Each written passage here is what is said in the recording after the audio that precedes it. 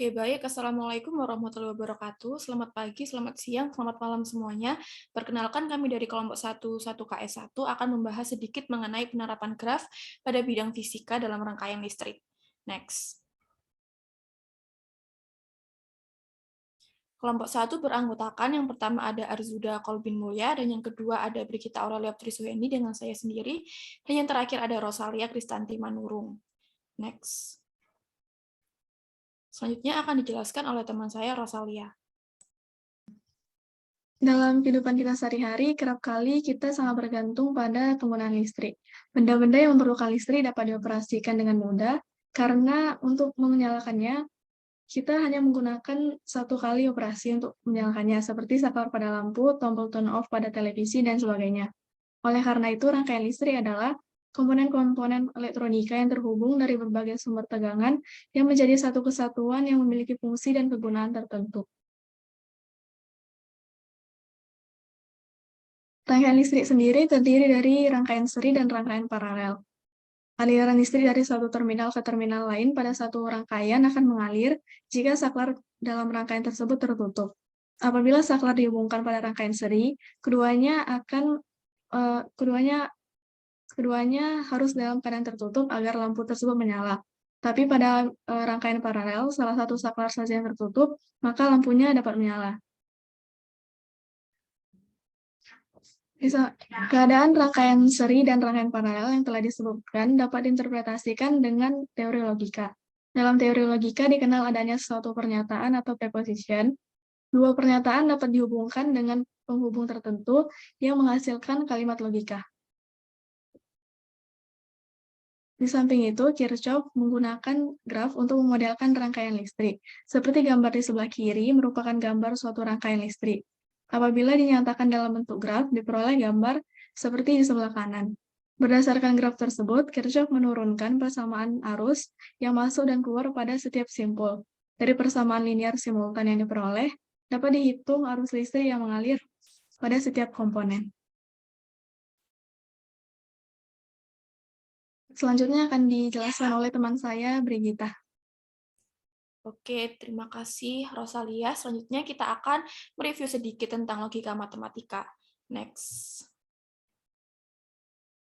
Pertama-tama kita akan membahas mengenai lambang dalam logika matematika. Yang pertama ada konjungsi, yaitu dalam teori logika menggunakan kata dan dengan notasi P dan Q. Dan yang kedua yaitu disjungsi, dalam teori logika menggunakan kata atau dengan notasi P atau Q.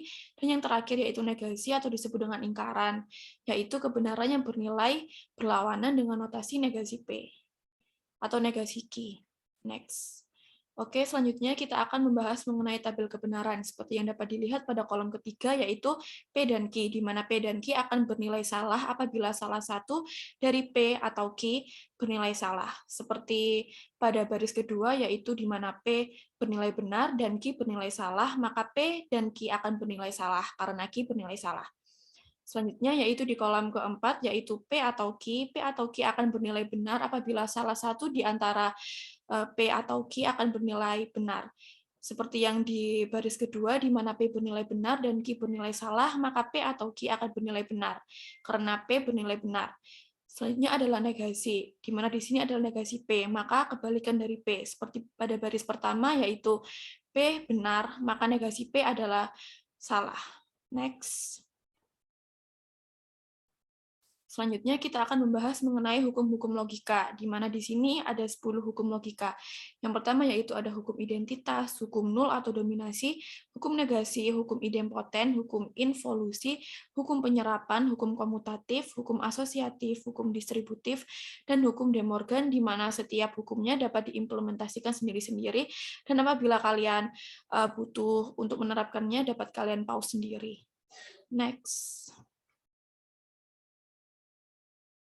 Selanjutnya kita akan mereview mengenai graf. Next.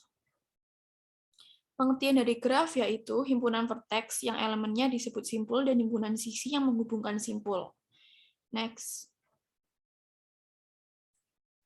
Selanjutnya kita akan membahas mengenai jenis-jenis graf. Yang pertama, yaitu berdasarkan ada atau tidaknya sisi gelang. Yang pertama ada graf sederhana, yaitu tidak memiliki sisi ganda, dan yang kedua ada graf tidak sederhana, yaitu memiliki sisi ganda atau gelang. Seperti gambar di bawah ini, yaitu yang pertama ada graf sederhana, karena tidak memiliki sisi ganda maupun sisi gelang, dan yang B yaitu graf ganda karena memiliki sisi ganda, dan yang C yaitu graf semu di mana memiliki sisi ganda dan sisi gelang di simpul ketiga. Next. Dan yang kedua yaitu ada berdasarkan arah pada sisi. Yang pertama yaitu graf berarah di mana setiap sisinya memiliki arah, dan yang kedua yaitu graf tak berarah atau tidak satupun sisinya memiliki arah, seperti seperti gambar graf di bawah ini. Yang A yaitu graf berarah karena setiap sisinya memiliki arah, dan yang B yaitu graf ganda berarah karena memiliki arah yang ganda. Next. Selanjutnya ada graf berbobot atau graf yang dimana setiap sisinya diberi harga atau sebuah nilai. Seperti gambar di depan ini, yaitu di mana sisi A dan B bernilai 12, sisi B dan C memiliki nilai atau bobot 9, dan sisi C dan D memiliki nilai atau bobot 14, dan begitu juga seterusnya. Next. Selanjutnya kita akan menjelaskan mengenai algoritma Dijkstra. Next. Algoritma Dijkstra memiliki algoritma seperti ini yang mungkin dapat kalian terapkan sendiri. Next. Dan cara kerja dari algoritma ini adalah di mana pada setiap langkah dipilih sisi dengan bobot terkecil yang menghubungkan sebuah simpul yang sudah terpilih dengan simpul lain yang belum terpilih. Algoritma ini membutuhkan parameter tempat asal dan tempat tujuan.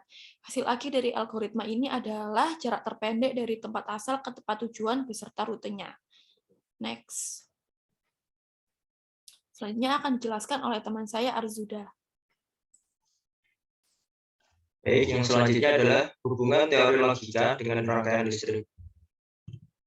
Dalam suatu rangkaian listrik, dengan beban berupa lampu, maka lampu hanya akan hidup jika saklar dalam keadaan tertutup. Dalam menerapkan teori logika, keadaan saklar dapat dianggap sebagai preposisi, yang mana saklar tertutup dianggap sebagai pernyataan benar, dan saklar terbuka sebagai pernyataan salah. Sedangkan jenis rangkaian dianggap sebagai operator logika, yang mana rangkaian seri sebagai konjungsi dan rangkaian paralel sebagai disjungsi. Pada rangkaian seri, lampu hanya akan menyala jika semua saklar dalam keadaan tertutup. Andaikan saklar P dan saklar Q tertutup, maka bisa dibaca saklar P dan saklar Q tertutup akan menghasilkan lampu menyala. Pada rangkaian paralel, lampu bisa menyala hanya dengan satu saklar tertutup. Andaikan saklar P dan saklar Q tertutup, maka bisa dibaca saklar P atau saklar Q tertutup akan menghasilkan lampu menyala. Selanjutnya, penggunaan teori logika dalam rangkaian listrik. Dalam suatu rangkaian listrik, sinyal arus yang kuat direpresentasikan dengan angka 1, dan sinyal arus lemah direpresentasikan dengan angka 0. Dalam beberapa kasus, arus dapat dibentuk dalam suatu rangkaian yang sangat rumit, sehingga diperlukan gerbang logika untuk menggambarkannya. Gerbang logika yang umum untuk menggambarkan rangkaian arus listrik yang rumit adalah gerbang logika NOT, gerbang logika N, dan gerbang logika OR. Sebagai contoh pada gambar di atas, ketika sinyal 1 dan 0 memasuki OR gate, maka akan menghasilkan sinyal kuat. Kemudian akan diubah menjadi sinyal lemah ketika memasuki NOT gate. Kemudian dalam gerbang N, sinyal 1 dan 0 akan menghasilkan sinyal 0. Artinya, output dari rangkaian arus listrik di atas adalah 0 atau lemah, dengan 3 inputan arus listrik. Penggunaan teori graf dalam rangkaian listrik. Rangkaian listrik sebenarnya dapat dipandang sebagai sebuah graf, sebagaimana hukum Kirchhoff yang sudah disampaikan sebelumnya, yang mana not pada rangkaian dianggap sebagai simpul dan kabel pada rangkaian dianggap sebagai sisi. Dengan contoh gambar di bawah, pada rangkaian listrik di gambar yang kiri bisa diubah menjadi graf pada gambar yang kanan. Selanjutnya akan dijelaskan oleh teman saya, Rosalia.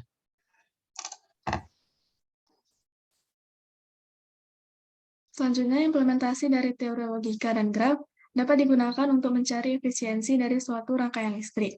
Pertama-tama digunakan teori logika untuk menentukan apakah listrik yang dihasilkan arus kuat atau arus lemah.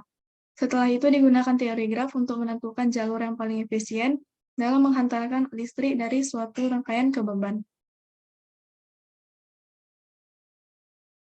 Seperti pada gambar di atas ini, rangkaian atas dan rangkaian bawah rangkaian atas dan rangkaian bawah sama-sama menghasilkan satu, yaitu menghasilkan arus kuat. Artinya di awal pakai rangkaian atas ataupun menggunakan rangkaian bawah sama-sama efisien. Setelah itu pada langkah 3 menggunakan algoritma Dijkstra dari rangkaian atas menuju ke sisi yang berjarak 1, karena memilih jarak yang paling pendek. Kemudian memilih jalan yang berjarak 2, lalu lampu akan menyala. Sedangkan pada rangkaian bawah dapat dipilih sisi yang berjarak 4, kemudian dapat dipilih sisi yang berjarak 6. Tetapi jika memilih sisi yang berjarak 5, jarak menuju beban menjadi lebih panjang dibandingkan sisi yang berjarak 6.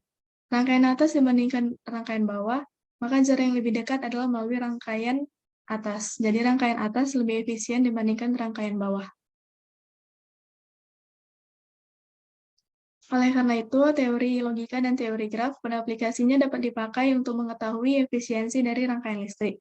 Rangkaian yang paling efisien yaitu rangkaian yang menghasilkan arus kuat dan melewati jarak terpendek. Dalam graf, vertex adalah simpul rangkaian listrik dan edge adalah kabel listrik. Untuk menentukan rangkaian yang paling efisien digunakan algoritma Dijkstra. Implementasi algoritma ini sangat bermanfaat untuk menentukan efisiensi suatu rangkaian listrik karena dapat menemukan jarak terpendek dari suatu graf. Sedangkan implementasi dari teori logika terletak pada penentuan penggunaan arus kuat atau arus lemah.